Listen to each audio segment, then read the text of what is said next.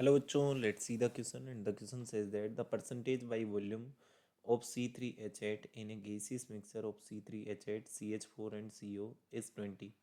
When 100 ml of the mixture is burned in excess of O2, the volume of CO2 produces.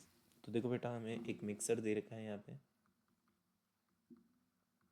Mixer किस किस का है देखो, C3H8 का प्लस CH4 का प्लस दे रखा है CO का।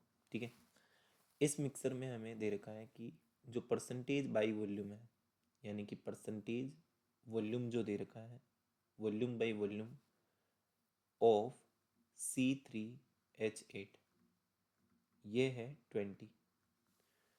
अब देखो मिक्सर जो लिया गया है वो 100 ml लिया गया है, यानी कि इन तीनों की क्वांटिटी जो है वो टोटल कितनी है, 100 ml है।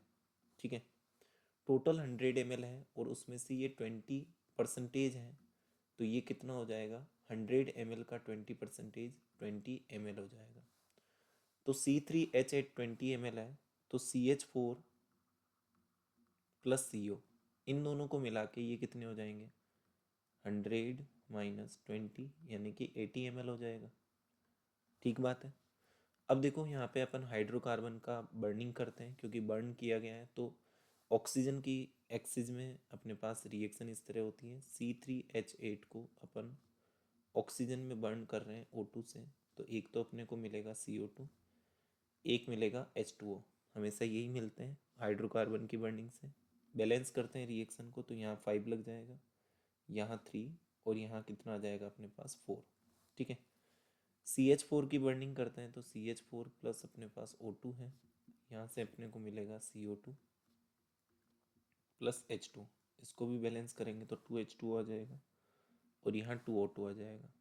फिर CO है, इसकी बर्निंग होगी तो हाफ O2 और यहाँ क्या मिलेगा, CO2 मिल जाएगा। ठीक है, देखो यहाँ पे C3H8 का अपने पास जो है 1 मोल होता है, तो जो अपने पास CO2 है ये कितना मिलता है, 3 मोल मिलता है। इसका देखो अपने पास 1 मोल होता है, तो इसका भी कितना मिलता है, 1 मोल ही मिलता है, और इसका 1 मोल है तो इसका भी 1 मोल मिलता है। ठीक है, अब C3H8 हमें कितना दे रखा था, 20 ml दे रखा था, तो इसके 1 मोल यानी कि 1 ml ही कह सकते हैं अपन। कांस्टेंट टेम्परेचर एंड प्रेशर पे मोल की कैलकुलेशन वॉल्यूम की कैलकुलेशन होती है। 1 मोल से अपने को 3 मोल मिल रहा है, तो 20 ml से अपने को कितना मिलेगा, 20 मल्टीप्लाई बाई 3 यानी कि 60 ml मिल जाएगा। ठीक है, तो C3H8 से अपने को जो CO2 मिल रही है, जो अपने को CO2 मिल रही है वो कितनी है अपने पास, 60 ml है। ठीक है, और टोटल अपने पास CO2 पता करनी है, टोटल CO2 पता करनी है, तो देखो CH4 और जो अपने पास CO है वो कितना है, 80 ml है ना।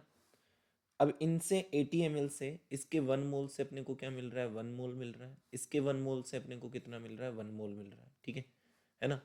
तो 1 और 1 अपने पास दोनों ही मोल से 1 मोल ही मिल रहे हैं, तो इन दोनों के मिक्सर के 80 ml से अपने को इधर इसका मिक्सर कितना, जो टोटल CO2 मिलेगी वो भी कितनी मिलेगी, 80 ml ही मिलेगी। तो यहाँ से अपने को मिल गई 60 और यहाँ से कितनी मिल जाएगी, 80 ml मिलेगी, तो वो कितनी हो जाएगी, 140 ml हो जाएगी। तो option C will be the correct answer of this question. I hope all of you understand this question very well. Thank you and best of luck for your next exam.